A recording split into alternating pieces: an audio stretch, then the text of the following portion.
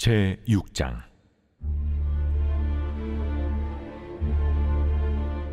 베냐민 자손들아, 예루살렘 가운데로부터 피난하라. 드고아에서 나팔을 불고 베타기렘에서 깃발을 들라. 재앙과 큰 파멸이 북방에서 엿보아 오미니라. 아름답고 우아한 시온의 딸을 내가 멸절하리니 목자들이 그 양떼를 몰고 와서 주위에 자기 장막을 치고 각기 그 처소에서 먹이리로다. 너희는 그를 칠 준비를 하라. 일어나라, 우리가 정오에 올라가자. 아하, 아깝다. 날이 기울어 저녁 그늘이 길었구나. 일어나라, 우리가 밤에 올라가서 그 요새들을 헐자 하도다. 만군의 여호와께서 이와 같이 말하노라. 너희는 나무를 베어서 예루살렘을 향하여 목책을 만들라. 이는 벌받을 성이라. 그 중에는 오직 포악한 것뿐이니라. 샘이 그물을 솟구쳐냄 같이 그가 그 악을 드러내니 폭력과 탈취가 거기에서 들리며 질병과 살상이 내 앞에 계속하느니라. 예루살렘아, 너는 훈계를 받으라.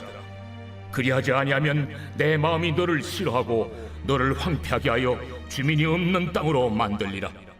만군의 여호와께서 이와 같이 말씀하시되, 포도를 따듯이 그들이 이스라엘의 남은 자를 말갛게 주우리라. 너는 포도 따는 자처럼 내 손을 광주리에 자주자주 놀리라. 하시나니 내가 누구에게 말하며 누구에게 경책하여 듣게 할꼬. 보라, 그 귀가 할례를 받지 못하였으므로 듣지 못하는도다. 보라, 여호와의 말씀을 그들이 자신들에게 욕으로 여기고 이를 즐겨하지 아니하니 그러므로 여호와의 분노가 내게 가득하여 참기 어렵도다. 그것을 거리에 있는 아이들과 모인 청년들에게 부으리니 남편과 아내와 나이 든 사람과 늙은이가 다 잡히리로다. 내가 그 땅 주민에게 내 손을 펼 것인즉 그들의 집과 밭과 아내가 타인의 소유로 이전되리라. 여호와의 말씀이니라. 이는 그들이 가장 작은 자로부터 큰 자까지 다 탐욕을 부리며 선지자로부터 세상까지 다 거짓을 행함이라. 그들이 내 백성의 상처를 가볍게 여기면서 말하기를 평강하다 평강하다 하나 평강이 없도다. 그들이 가증한 일을 행할 때 부끄러워하였느냐? 아니라 조금도 부끄러워하지 않을 뿐 아니라 얼굴도 붉어지지 않았느니라. 그러므로 그들이 엎드러지는 자와 함께 엎드러질 것이라. 내가 그들을 벌하리니 그때 그들이 거꾸로 지리라.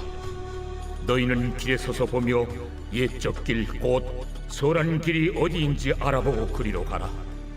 너희 심령이 평강을 얻으리라 하나 그들의 대답이 우리는 그리로 가지 않겠노라 하였으며 내가 또 너희 위에 파수꾼을 세웠으니 나팔 소리를 들으라. 허나 그들의 대답이 우리는 듣지 않겠노라 하였도다. 그러므로 너희 나라들아 들으라. 무리들아, 그들이 당할 일을 하리라. 땅이여 들으라. 내가 이 백성에게 재앙을 내리리니 이것이 그들의 생각의 결과라. 그들이 내 말을 듣지 아니하며 내 율법을 거절하였음이니라. 시바에서 유향과 먼 곳에서 향품을 내게로 가져오면 어찌하느냐? 나는 그들의 번제를 받지 아니하며 그들의 희생제물을 달게 여기지 않노라. 그러므로 여호와께서 이와 같이 말씀하시니라. 보라, 내가 이 백성 앞에 장애물을 두리니 아버지와 아들들이 함께 거기에 걸려 넘어지며 이웃과 그의 친구가 함께 멸망하리라. 여호와께서 이와 같이 말씀하시되, 보라, 한 민족이 북방에서 오며 큰 나라가 땅 끝에서부터 떨쳐 일어나나니 그들은 활과 창을 잡았고 잔인하여 사랑이 없으며 그 목소리는 바다처럼 포효하는 소리라. 그들이 말을 타고 전사같이 다 대열을 벌이고 시온의 딸인 너를 치려하느니라. 하시도다. 우리가 그 소문을 들었으므로 손이 약하여졌고 고통이 우리를 잡았으므로 그 아픔이 해산하는 여인 같도다. 너희는 밭에도 나가지 말라. 길로도 다니지 말라. 원수의 칼이 있고 사방에 두려움이 있음이라. 딸, 내 백성이 굵은 배를 두르고 재에서 구르며 독자를 이름같이 슬퍼하며 통곡할지어다. 멸망시킬 자가 갑자기 우리에게 올 것임이라. 내가 이미 너를 내 백성 중에 망대와 요새로 삼아 그들의 길을 알고 살피게 하였노라. 그들은 다 심히 반역한 자며 비방하며 돌아다니는 자며 그들은 놋과 철이며 다 사악한 자라. 풀무불을 맹렬히 불면 그 불의 납이 살라져서 단련하는 자의 일이 헛되게 되느니라. 이와 같이 악한 자가 죄거되지 아니하나니 사람들이 그들을 내버린 은이라 부르게 될 것은 여호와께서 그들을 버렸음이라.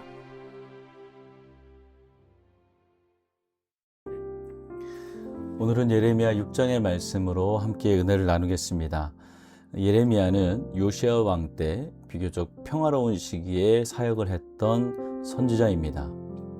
그때 아수르는 서서히 힘을 잃어가고 있었고 바벨론은 새로운 강대국으로 떠오르고 있었습니다.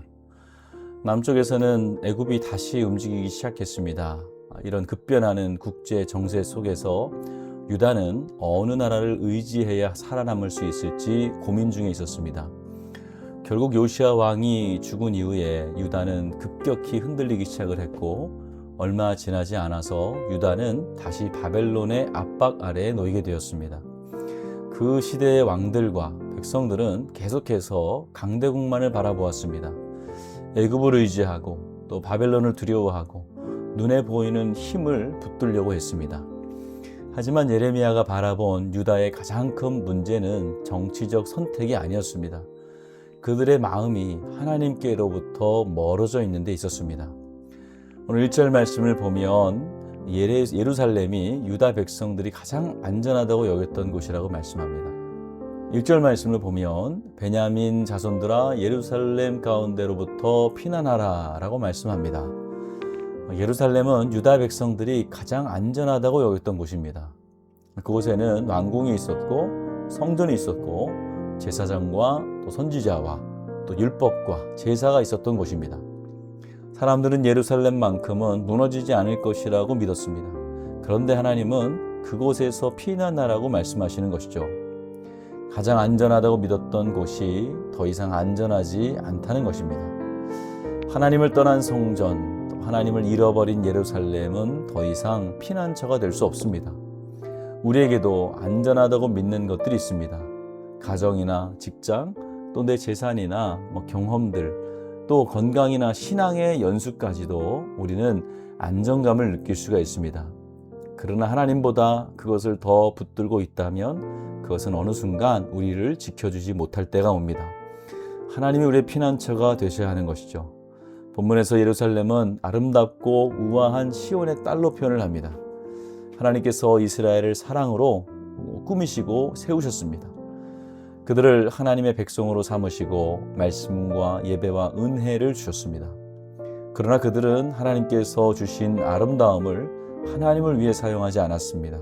오히려 그 은혜를 가지고 우상을 섬기고 자기 욕심을 채우며 살았습니다. 하나님께 받은 것으로 하나님을 떠난 것이죠. 우리에게도 이와 같은 위험이 늘 도사리고 있습니다. 하나님께서 나에게 주신 재능이나 물질, 또 시간과 건강, 가정과 직분이 있습니다. 그 모든 것이 은혜인데도 어느 순간 그것이 나의 자랑이 되고 나의 우상이 될 수가 있습니다. 하나님께서 주신 복이 하나님을 더 사랑하게 하는 통로가 되어야 하는데도 오히려 하나님을 잊게 만드는 이유가 될 수가 있다는 것이죠. 그래서 오늘 말씀은 우리를 다시 한번 깨웁니다. 너는 지금 무엇을 사랑하고 있느냐? 예레미야 6장의 후반부에는 정련의 비유가 나옵니다. 은을 정련할 때 불순물을 제거하기 위해 뜨거운 불을 사용합니다. 그러나 아무리 풀무질을 해도 찌꺼기가 제거되지 않는다면 이 정련이라는 수고는 헛된 것이죠. 하나님은 유다 백성을 그렇게 바라고 계셨습니다. 말씀을 보내셨고 또 선지자들을 보내시고 여러 번 돌이킬 기회를 주셨지만 그들의 마음은 여전히 완고했습니다. 마지막 30절을 이렇게 고백하고 있습니다. 사람들이 그들을 내버린 은이라 부르게 될 것은 여호와께서 그들을 버렸습니다. 참 두려운 말씀이죠. 하나님의 백성으로 부름받았지만 하나님을 사랑하는 마음을 잃어버리면서 겉모습만 남게 된 것이죠. 신앙의 형식은 있어도 순종이 없고 예배 자리는 있어도 하나님을 향한 사랑이 식어버릴 때 그때 우리의 영혼은 점점 무너지고 무뎌집니다. 죄를 죄로 여기지 않게 되고 우상을 우상으로 여기지 않게 됩니다. 그러나 이 말씀 앞에서 우리는 절망으로 끝나지 않습니다.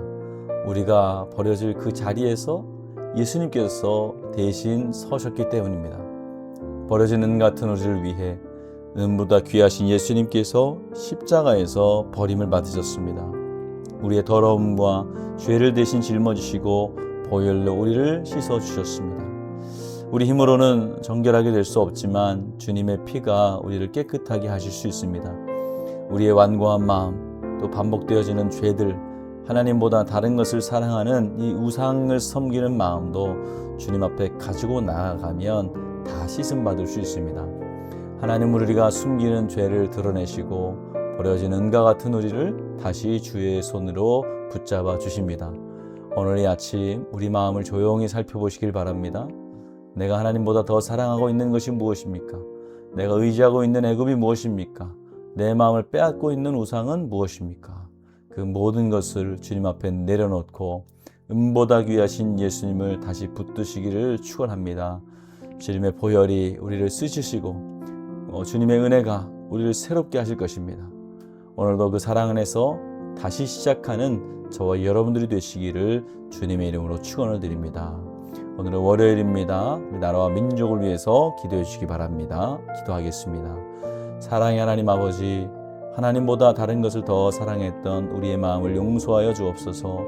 버려진 은 같은 우리를 위해 은보다 귀하신 예수님께서 십자가를 지셨음을 기억하게 하옵소서. 주의 보혈로 우리를 씻어주시고 오늘도 주님만 사랑하며 의지하는 삶을 살게 인도하여 주옵소서. 담임 목사님 말씀 사역 가운데 성령 충만 주시옵소서. 다음 세대들 믿음의 자리, 기도의 자리 떠나지 않게 하여 주시옵소서. 박어진 권사님, 이영숙 권사님, 박재순 권사님, 손중영 권사님, 김영도 집사님, 김민아 집사님 암을 치유하여 주시고 그 외 회복 중인 모든 암 환자분들 재발을 막아 주시옵소서. 지금도 병상에 누워있는 이경재 권사님과 모든 하느분들 주의 손길로 붙잡아 주시고 일으켜 주시옵소서. 연로하신 성도님들 건강 회복 주셔서 모두가 건강하게 걷다가 천국에 들어가게 하옵소서. 예수님의 이름으로 기도합니다. 아멘.